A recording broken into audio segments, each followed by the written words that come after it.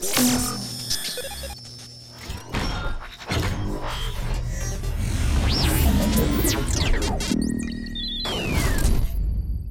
Hound Pit's Pub. Hidden allies. Hidden in an old bar on the river, your new allies have plans to share with you. Meet with the Loyalists' inner circle to learn what they've got in mind. Okay, so I made a boo-boo. Lesson learned, I Good to have you assumed... with us, Corporal. Yeah, I'm Nothing talking. against the others, but Yo. there's no substitute for a man who's... I'm talking, homie. Leave me alone. I just had a mess up in recording this part the part leading up to this from the save point that you guys the loading screen that you just saw. The story mode in the that was to proceed after that. I already played it. This is the save point. I didn't record it, however, and this is where I get to redo it at. So you didn't miss much. It was just me riding over on a boat with Mr. Man that came and picked me up. And here we are. I was supposed to meet with these guys, and they just gave me their whole spiel about who they were and that they're, allies on the Empress's side, and they are trying to overturn or overrun the Regent, basically, right? That's what we're here for. Yay, the outsiders. These are my friends that helped me to escape. So it's a little underground group that's trying to get the city back and find the rightful heir, Lady Emily. Have you talked to Piero yet? Leave me alone! He made the weapons we left for you on your way out of Coleridge Prison. Fine. Go see him when you can. I'll go see him when I can. Excerpt from a longer work of fiction. Finding my way by the feeble light of the dying fire, I saw her working. A large needle moved in her hand, following precise, esoteric patterns, knots and loops of seamstress craft from ancient days. Beneath her needle, his body clenched and shuddered, shaking the wooden table. A morbid fascination pushed me closer until she turned her blank face toward me, resting the needle in his flesh. With a refined tone, she addressed me. So you are the lover, I presume. You too have been unfaithful, and it is now your turn to be mended. That's creepy. Super creepy. Oh, there's two here. Lord Nathan Bale, shaking with outrage. How dare you, sir, clothed so in my very home. I should hand you over to the watch-depraved Tyvian. Prince Calasar, moving closer. That's a harsh welcome for royalty, my lord. Your daughter's treated me with much more hospitality. Alas, she has gone out for the evening, leaving me all alone. Lord Nathan Bale, stammering, studying the younger man before him. What are you doing? Leave this house. Go back to your frozen wasteland, pale rascal. Prince Calasar, smiling coyly, reaching out. No need for anger between us, Lord Bale, my bad. It is so wrong. Is it so wrong for me to be here? As I've proven, I have developed an affinity for you and your family. Lord Nathan Bale, gasping. Oh my! Calasar, your skin is so warm, it burns. That was my rendition of gasping. Apparently. Gasp. Toilet. Open the toilet. Where does the poopy go inside? The poopy just flows out. Gaffer's Tale, Volume 2. After more than a quarter of a century, I am done with whaling. Too broken to continue. I've seen all the corners of the isle and made more coin than most men see in a lifetime, but it's all gone. I've lived through an emperor and watched his daughter take the throne. Fair young empress she was, but slain so young. Everything beautiful comes to die. I've eaten in every port of the world and sailed in the loneliest waters you could imagine. I've seen the cliffs around Pandysia, my bad. Even the best of it doesn't give me an ounce of joy. The years come back across my dreams as a line of butchered bodies, long, sleek, and singing among the waves under the moonlight, only to be speared by ugly, weather-scarred men who'd knife each other for a good pair of boots. Each year I had less time to come home. My tongue forgot the language of small chatter, and those who lived in the cities thought me odd. My sister Nina hardly knew what to say to me during our visits. When she lost her business to the Lord Regent's crooked barrister, I was 100 miles east of Morley, gaff hand frozen from the sleet as we tracked the first bull whale we'd seen in months. I helped her as much as I could, but Nina died in the early days of the plague. None of it mattered. If I'm jaded and bitter, it's because the industry has taken away my dreams. The world has beaten me. What a story. Another book.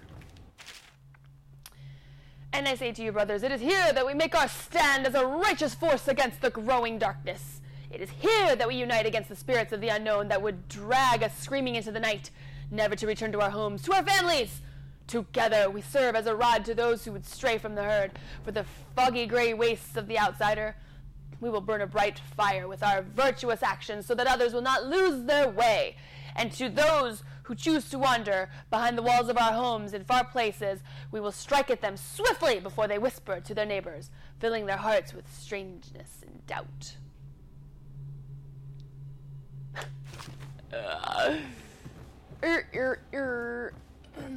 Lots of books up in her.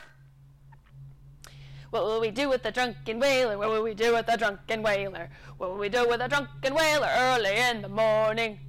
Feed him to the hungry rats for dinner. Feed him to the hungry rats for dinner. Feed him to the hungry rats for dinner early in the morning. Way and up she rises, way and up she rises, way and up she rises early in the morning.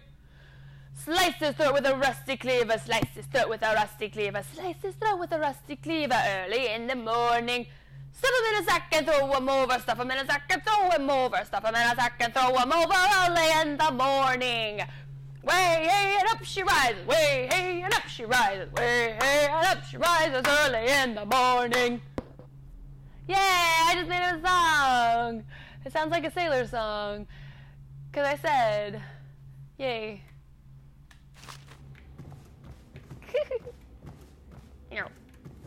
What's in here? It has been days since our men were dispatched to stash weapons for Corvo in the old sewer. They have not returned, so I can only hope that they succeeded in getting the packages delivered. Piero spent considerable time and resources making those things. If I could find a way to mass-produce them, the Dunwall Navy would secure its place as the dominant force on the globe. But back to Corvo. Can he actually break out of Coldridge, and if so, will he make his way here? I personally give him odds of 1 in 5. Entry 1. Where are the rest of the entries? Do I get to change pages?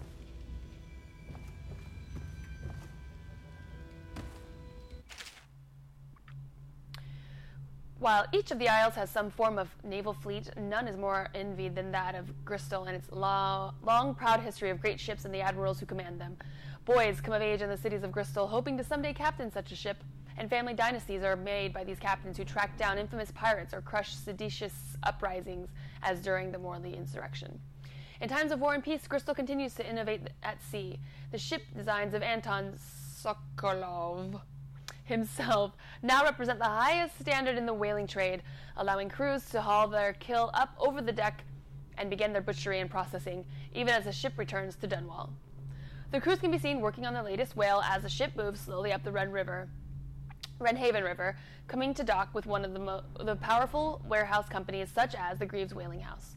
Suspended in the rigging overhead and backlit by the setting sun, the silhouette of one of these creatures makes a moving sight as it cruises to its final resting place in the industrial heart of the capital city. Boom, boom, boom! Ah!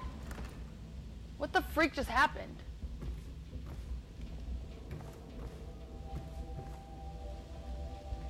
Whatever, yeah, close. Here's Gaffers Hill 1. My sister Nina and I left TYVIA together, saying goodbye to our aunt, the woman who had raised us since childhood. Leaving behind our home city of Yarrow and the cold, but beautiful white landscapes we had always known, we boarded a ship for Dunwall. Our parents had left us with a sizable inheritance, and we spent half of this getting to the capital city and establishing a small import shop dedicated to TYVIAN furs. Once I'd helped Nina establish the business, I was free to pursue my dream. Signing on with the whaling ship was the most exciting thing I'd ever done, and I saw it as a means to an end. Someday I would captain my own crew and eventually own a fleet of similar vessels. With tears in her eyes, Nina kissed me farewell, and I did not see her again for many months. As an apprentice to the gaffer, I got to see the tracking and killing of great beasts up close. Nothing had ever fired my spirits so as the wind and pounding waves, racing after a wounded whale being pulled by a skein of cables embedded in its thick flesh. Blah. I changed more in those first 7 months than I had in the previous 7 years. Whaling was beginning to put its mark on me, so that Nina barely recognized me when I returned, tanned and sinewy with weather creases already wrinkling the corners of my eyes. But she could see that I was filled with joy, having found my purpose. Clearly not, because we know what happened after that. Okay. What up, home dizzles? Let's just go down to Piero. Oh, what up? I'll be crafting your weapons and gear. Will you get a new tank from upstairs, please, while I hold this in place? Be careful. The oil's unstable. Maybe I could use it as ammo later.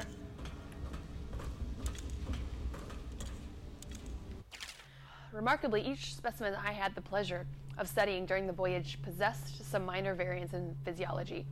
On the second leg of the trip, east of TYVIA, the crew hauled aboard a female, some 42 feet in length. I estimate she weighed 35 tons, and the ship sat low, rocking side to side through the night with her thrashing. By candlelight, I took her apart, sketching and taking notes. Against her bellowing, I cut into the mass of tentacles around her mouth.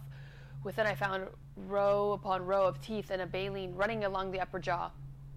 Through this broom-like structure, I assumed she filtered food from the water that was too small to be chewed. Aw, poor thing. Out at sea, they secure the beast with hooks, with lines cast from the main ship and from several smaller boats. Buoys keep the whale from diving deep.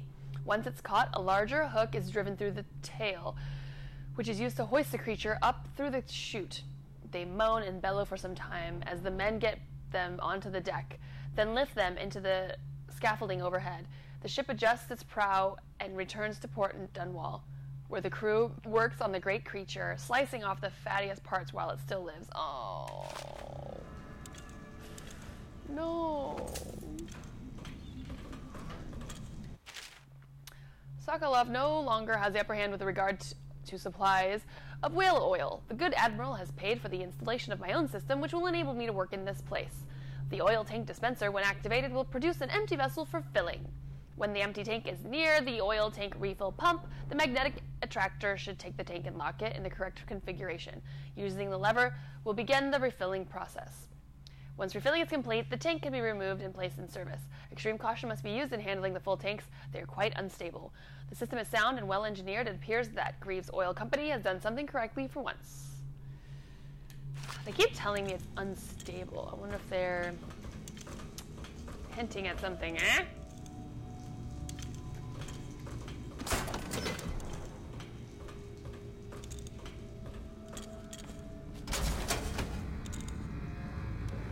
Perfect. Thank you, Cole. Hold still, fit must be precise. There. I could create more for you. Upgrades for your gear, weapons, munitions. But our situation here is desperate. Scavenge the city for valuables and I will resell them on the black market. That should give us the money to craft the things you need. Tell me what I can make for you. Yes, let's have a look. Okay, I definitely want a bunch of these guys.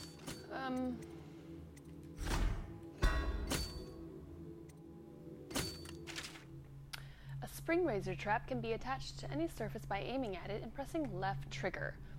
It will be triggered as an enemy approaches it, throwing up a cloud of shrapnel. Yes.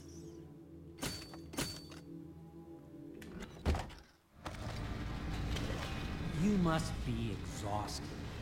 I advise that you get some sleep.